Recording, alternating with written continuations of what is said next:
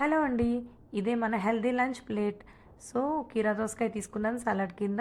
మామిడికాయ, ములక్కాడ కర్రీ, ఇంకా కొబ్బరికాయ, మామిడికాయ పచ్చడి, బ్రౌన్ రైస్. మామిడికాయలు ఉన్నంత కాలం ఇంతేనండి మా ఇంట్లో. ఇంక చెలరేగిపోతూ ఉంటాం అనమాట.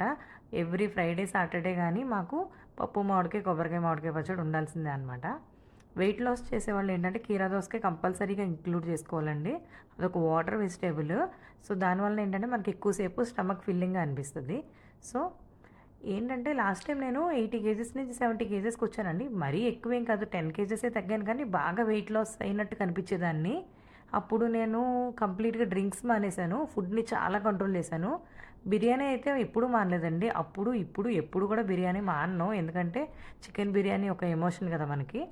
సో, ఈసారి ఏంటంటే ఫుడ్ కంట్రోల్ చేసినా వెయిట్ కంట్రోల్ అవ్వట్లేదు. కానీ చేయాల్సిందే తప్పదు. వాకింగ్ కూడా ఇంక్లూడ్ చేయాలి ఇప్పుడు. ఏంటంటే ఆఫ్టర్‌నూన్ వరకు ఓకే బ్రేక్‌ఫాస్ట్, లంచ్‌కి. ఈవినింగ్ నుంచి నైట్ డిన్నర్ టైమ్ ఉంది. అదే మన మెయిన్ టైము. అప్పుడు కంట్రోల్‌లో ఉండాలి. ఓకే.